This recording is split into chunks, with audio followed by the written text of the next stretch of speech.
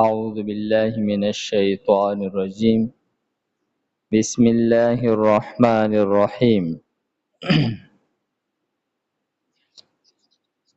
أولما أصابتكم مصيبة قد أصبتم مثليها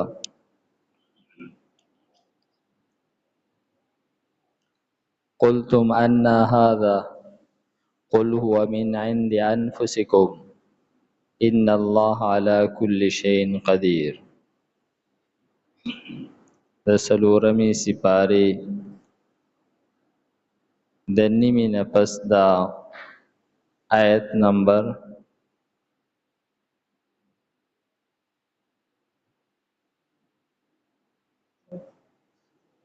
164 نمبر آیت ده. مخکې آیت مبارکه کې د نبی کریم صلی الله علیه وسلم بعثت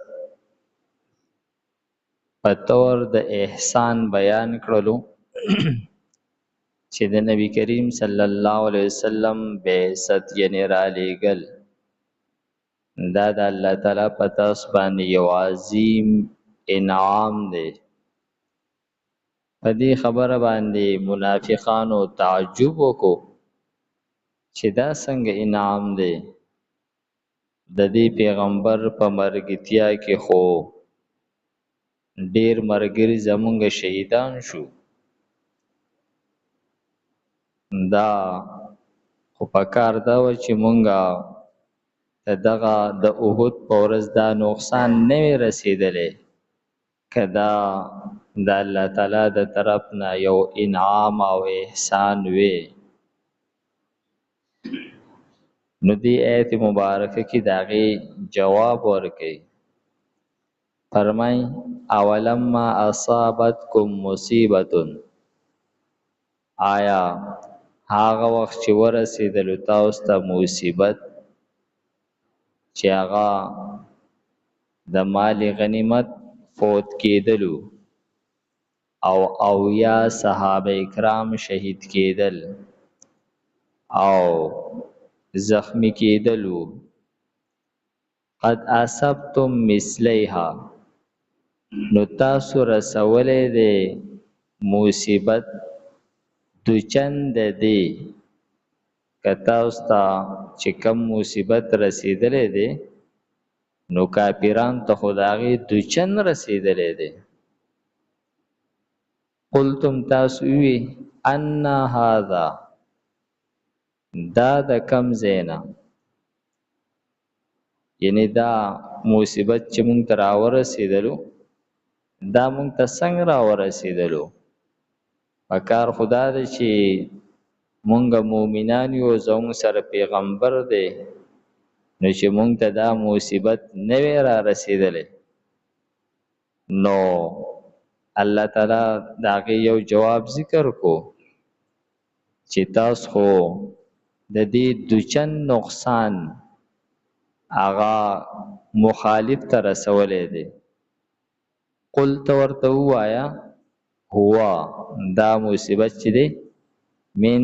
عند انفسکم، دا ستاسو د خپل ځان د وجې نه دی، د خپلو نفسونو د وجې نه. قد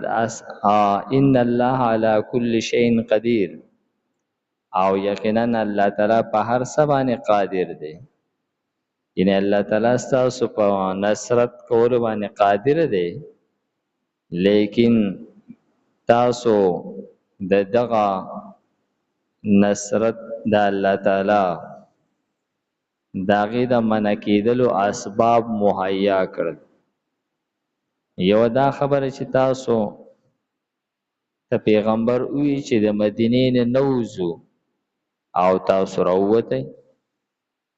بل تاسو پیغمبر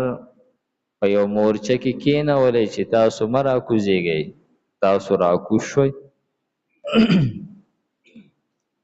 بیا تاسو د میدان جنگ نه منتشر شولی، میدان تاسو خالی پرېښودو نو او فرمایي چې کله چې په غزوه بدر کې او یا کسان د مشرکینو قتل کړلی شول سرداران او یا کسان دا قید کړلی شول دای په باره کې مشوره وشوله چې د دې قیدیانو سره څه وکړو نو حضرت عمر فاروق رضی الله تعالی عنہ فرمایل چې دا قیدیان چې د چا رشتہ داران دي دغه رشتہ داران دي په خپل دغه قیدیان قتل کی او دا اکثر صحابه رائے داوا چې نه دونه پیډیا والو دو به پریږدو نو عمل په دی باندې وشولو داغونه پیډیا واغستلې شو او هغوی پرې ښودلې شول دې باندې الله رب العزت وحی راولېږله چې تاسو ډېره غلطه فیصله وکړه پکار خدا وا ما کان لنبی د پیغمبر د پاره مناسب نه دي چې داغه سره قیدیانی مگر دا خبره چې هغه خونریزي وکي نو الله تعالی فرمایل چې دا قتلول پکارو تاسو ډیره غلطه فیصله وکړه چې تاسو په دوی باندې پیډیا اخلي دوی پرېږدئ د دوی د پرېښودلو فیصله چې دا صحیح نه ده او ډیر زجر تاک پاغي باندې الله تعالی فرمایو کچری ستاسو د مخکې نه یو نیټه مقرر نه وي نو پتا اوس باندې الله تعالی عذاب راوسته وي د دې غلطي فیصلې د وجنه او بیا الله تعالی فرمایل چې ټیک ته تاسو دوی نه اوس پیډیواله دا پیډیا ستاسو لپاره حلال کړل شو البته ستاسو نه به او یا کسان دا قتل ولیکی دا خبره په هغه وخت کې هغه الله تعالی مؤمنانو ته کړی و چې ستاسو د دې فیصلې د وجنه چې تاسو دغه مشرکین پرېښودل او د هغوی په بدله کې تاسو فدیه واغسته نو ستاسو نه به اویا کسان قتلولی کېږي هغه اویا قیدیانو هغه پرېښودلی شول نو په غزوه احد کې اویا کسان صحابه دا شهیدان شو نو فرمای چې دوی وایي چې دا مصیبت یعنی کم چې مونږ ته راورسېدلو دا د کم ځای نه راغی یعنی دا څنګه مونږ ته مصیبت ورسېد مونږ خو مؤمنان یو زمونږ سره خو پیغمبر دی نو الله تعالی فرمایل چې دا ستاسو د خپل نفس د وجې نه او د هغې دغه درې وجوهات مونږ بیان کړل ان الله علی کل شیء قدیر یقینا الله تعالی په هر څه قادر دی وما اصابکم او هغه چې رسیدلی تاسو ته یوم التقى الجمعان په ورځ د مخامخ کېدلو د دوو ډلو کې فبإذن الله نو دا د الله تعالی په حکم سره دې آیت کې دغه مصیبت د رسیدلو دو وجوهات نور ذکر کړي دو علتونه ذکر کړي چې دا داسې نه ده چې تاسو ته مصیبت ورسېدو نو دا د الله تعالی د حکم نه بغیر داسې نه ده شر او پیدا نفع او نقصان دا دوانه د الله تعالی په حکم باندې کیږي بلکې په دې کائنات کې خو یو پاڼه هم د ونې نه چې راتاویږي دا د الله تعالی د حکم نه بغیر نشي راتاویدی نو دغه شانتي تاسو ته چې دا مصیبت رسیدلې ده دا داسې نه وه چې الله تعالی نه غوښتل خو هغه در ورسېد داسې نه ده دا د الله تعالی په حکم باندې تاسو ته رسیدلې دی یو وجه دا بیان کړله چې دا علت حقیقي او اصلي دی او داغي بل حکمت هم بیانې چې وليعلم المؤمنین او دا مصیبت تاسو ته الله تعالی د دې لپاره درورسو چې ظاهر کې مؤمنانو لره په راحت کې خود دوست او د دشمن پته نه لګي په هر راحت کې خو هر سړی هغه د دوستۍ دعوی کوي او د اخلاص او د مینې او د محبت دعوی خو هر سړی په خوشحالۍ کې کوي په راحت او امن کې خو هر سړی د خپل محبت اظهار کوي او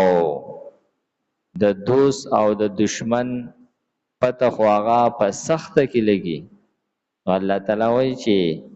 پته اوس باندې چې ما دا کوم مصیبت راوستو دا د دې لپاره چې مؤمن او منافق چې دی دا ظاهر شي او هغه په دغه موقع باندې ظاهر شوله چې کم مؤمنانو داغو جدا کیفیتو کم چې منافقانو داغو بالکل رویه او انداز او مزاج هر څه د خلی خوندې بدل وو نو فرمای وليعلم المؤمنین او د دې لپاره چې الله تعالی ظاهر کی مؤمنانو لره اولما اصابتکم آیا هر کله چې ورسیدل تاسو ته مصیبت قد اصبتم یقینا رسولې د تاسو مصیبت مثلیها د چند دی قلت ورته وایا ان هذا څنګه دی دا مصیبت قلت ورته وایا هو دا چې دی من عند انفسکم استاسو د نفسونو د وجنا ان الله یقینا الله تعالی چې دی علا کل شیء قدیر په هر څه قادر دی وما او هغه مصیبت اصابکم چې در رسیدلې تاسو ته یوم التقل جمعان فورز د مخامخ کېدلو د دوه ډلو کې فباذن الله نو دا په حکم د الله سره رسیدلې دی